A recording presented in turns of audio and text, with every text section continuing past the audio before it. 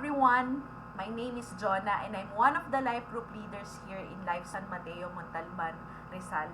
Thank you po for the opportunity na makapag-preach po ako sa inyo. It's an honor and privilege po to share the Word of God sa inyo pong lahat. So, our topic po today is about woman of great worth. Baka po nagtataka kayo na baka pangbabae lang ito, but I believe that this message po is for everyone. So, before we start, let's put ourselves in the presence of the Lord. Lord, thank you for this day. We invite your presence to be upon us as we listen and learn from your word.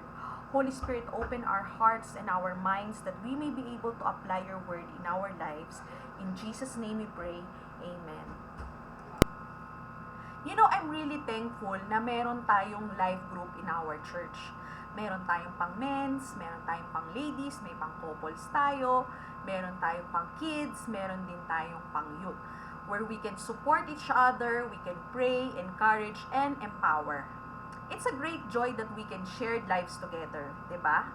Ayan yung kapag may broken-hearted sa atin or merong isa sa atin may ganap sa buhay, minsan magyayaya, tara, kape naman tayo or milk tea naman tayo. Minsan magyayaya ng Zumba or bike, 'di ba? Sa mga girls, yes, we have fellowship, but we also share yung mga beauty tips, yung mga cooking recipes namin, or even yung mga parenting 101 tips namin. Sa mga men naman, paano sila nag-uusap about basketball, 'di ba? And so much more kasi hindi ko na masyadong alam masyado yung sa men, so yung mga interest nila.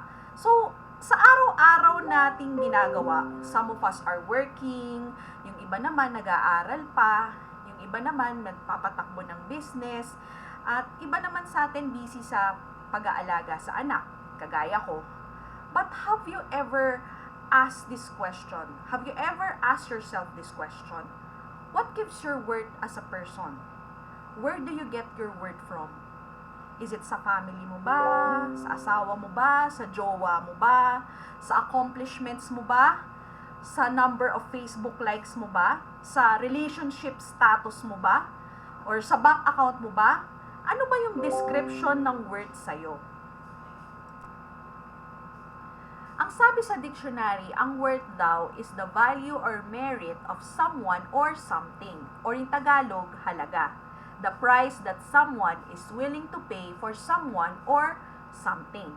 So, what does it take to be a person of great worth? So, let's look upon these verses and learn ano nga ba yung sinasabi ni God and how God sees your worth. So, for us to understand our worth, we need to understand first and foremost yung starting point ng buhay natin. At hindi natin ito makikita sa sinasabi ng mundo sa atin. At lalong-lalo na hindi natin ito makikita sa sarili natin. Because we can only found our true worth and purpose in the Word of God. Why? Because God is the one who created us. He is the source of life, knowledge, and wisdom. That's why the Word of God says in Psalm 139 verse 14, I praise you because I am fearfully and wonderfully made. Your works are wonderful. I know that full well. So, ibig sabihin nito, that number one, you are wonderful. Fearfully, when translated from the Hebrew, it means with great reverence, heartfelt interest, and with respect. Wonderfully, when translated from the Hebrew, means unique and set apart. Tingnan mo yung paligid mo. Ang ganda, 'di ba? Sino dito sa inyo yung mahilig sa nature trip? Doon pa lang, 'di ba, we can see the wonderful creations of God. Tingnan mo yung katabi mo. Ang gwapo niya, 'di ba? Or ang ganda niya, 'di ba? Sabihin mo sa kanya, you are fearfully and wonderfully made. Yan. You know, the problem in our world today, every time we look at our Facebook or Instagram account, we keep comparing ourselves sa mga nakikita at nababasa natin. 'Di ba? There is a pressure to be a certain person. Na kailangan Blackpink ang peg ko, kailangan ganito yung itsura ko, ganito yung figure ko, na kailangan kasing kabukha ko, kasing pogi ko si Vincenzo. Well, we see it on TV, social media, films, magazines, and advertising. We need to look a certain way to be acceptable. At kapag ino-open mo yung Facebook account mo, Lahat ng comment mo ganito, sana all. Sana all. Ay, buti pa siya may boyfriend na. Sana all. Ay, buti pa siya may kotse na siya, oh. Sana all. Buti pa siya married na siya, oh. Sana all. Buti pa siya, pa-travel na lang. Sana all. At yan, alam mo yung problema, yan yung ino-emphasize ng enemy sa atin. To destroy and distort who you are. That you are not good enough, wise enough, beautiful enough, and talented enough. We're trying so hard to keep up with the world's standard and di na natin nakikita that we are fearfully and wonderfully made by God. Guys, you don't have to base your worth and value from those things. Things that are only temporal and will not last forever. Whether physical yan or material yan. Ladies and gents, ito real talk ha. Yung totoong worth or identity mo, hindi mo yan makikita sa number of likes ng Facebook mo. Hindi mo rin yan makikita sa number of friends mo or followers mo sa Facebook. You see, God made no mistakes about you. Hindi sa kulay ng balat mo, whether pango or matangos ka, maliit or matangkad ka, payat or mataba ka, you are not defined by your looks nor even defined by your past mistakes. Not even your failures. You are beautiful and you are loved. You are who you are because God says you are a work of art. And God loves you on your good days as much as He loves you as your bad days. You are valid kahit walang nag-heart dyan sa comment section ng selfies mo. Hindi mo na kailangan laging sumunod sa trend. Kung nagpapaganda ka or nagpapagwapo ka, nagpapaganda ka dahil alam mo nang maganda ka na kay Lord. You already feel good about yourself. At pag alam mo na kompleto ka na kay Lord, you are already enough. You don't need to prove anything sa sarili mo. You don't have to compete with what the world shows. You know, we can never find yung true identity natin or yung worth natin kung titingnan natin ito sa mundo. Gusto mo malaman ano ka at sino ka, ano yung halaga mo? Basahin mo yung salita ng Diyos. Kaya nga, ito nga, lagi ko nare-remember yung sinasabi ni Pastor Winston na let's all face the book before we face book. Dahil dito mo lang makikita yung katotohanan sa sarili mo, sa worth mo, sa identity mo, at dito sa purpose mo sa mundo. To all the ladies, listen. You don't need to depend a man to validate you. Your value as a woman doesn't decrease based on a man's inability to see your worth. In the eyes of God, you are already beautiful. You are worthy. Sobrang ganda mo, girl. Malaga ka. Kamahal-mahal ka. Huwag mong hanapin ito sa pagmamahal or pagpapahalaga ng isang lalaki. Hindi siya makakapagkumpleto sa'yo. Sinagot mo siya or minahal mo siya dahil kumpleto ka na kay Lord. Ladies, always remember that there's this man that loves you so much at ibinigay niya yung buhay niya sa'yo 2,000 years ago on the cross. Because you are loved. You are accepted, chosen, treasured, fearfully and wonderfully made by God. Sabi natin kanina, di ba, nagpapaganda ka hindi para sa jowa mo or para mapansin ka. Maybe last reason mo na yon. Pero yung unang reason mo, dahil alam mo nang maganda ka na kay Lord. At mas lalo ka pang gaganda at gagwapo kapag nag-serve ka sa Kanya, pag nagpagamit ka sa Kanya. Amen? The glory of the Lord is the one who makes a woman beautiful. Come on, church. Maybe it's time to check our hearts and ask ourselves, who am I trying to please? Is it others? Is it myself? Or is it Jesus? When you are complete in Christ, He is already enough. You are enough. So this leads to our point number 2, that you are unique. It says in Genesis 1 verse 27, then God said, "Let us make man in our image, according to our likeness." God created man in His own image. In the image of God, He created them. Male and female, He created them. To represent the image of God, we are created to reflect His innate nature, like intellect, will, emotions, and creativity.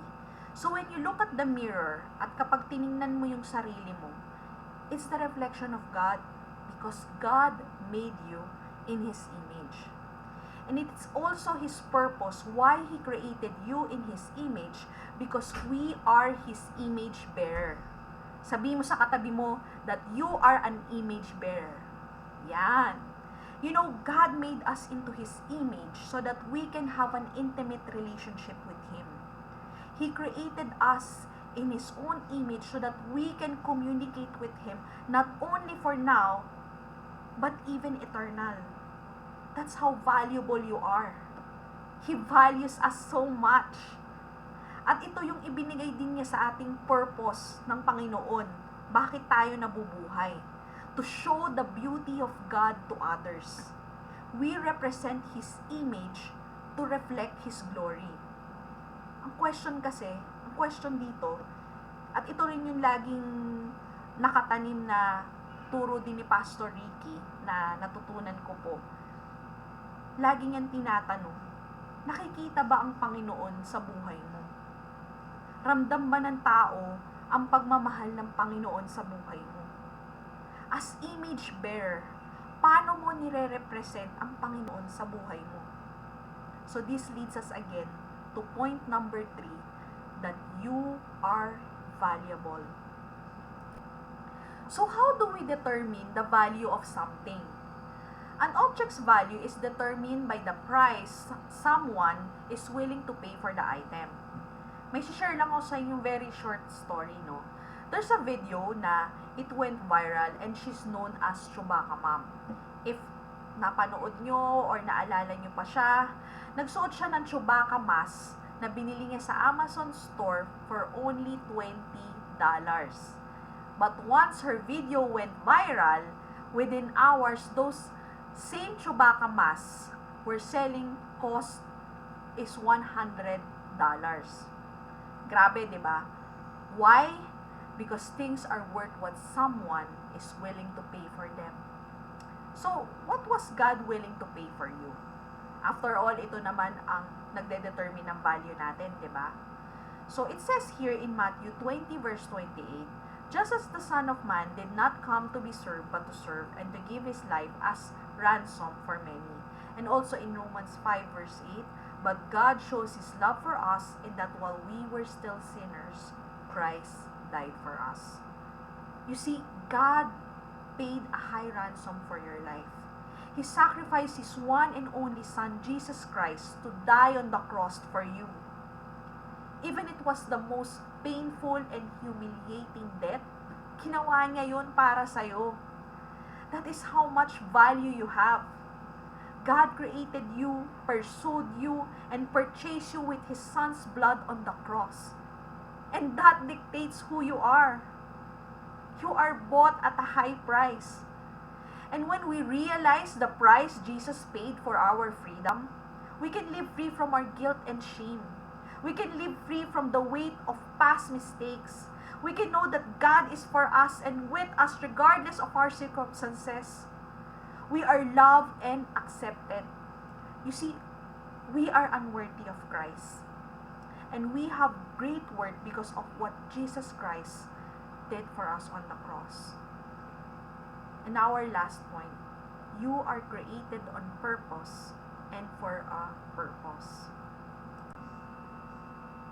That's why it says in Ephesians 2 verse 10, "For we are God's handiwork, created in Christ Jesus to do good works, which God prepared in advance for us to do." Also in Romans 8 verse 28, "And we know that in all things, God works for the good of those who love Him, who have been called according to His purpose." You know, it's really important how we view ourselves. Minsan nagiging komplikado yung buhay natin kapag tayo'y nagde-define ng worth natin. Diba? We are trying so hard on our own to be the best version of ourselves instead of allowing God to do that for us.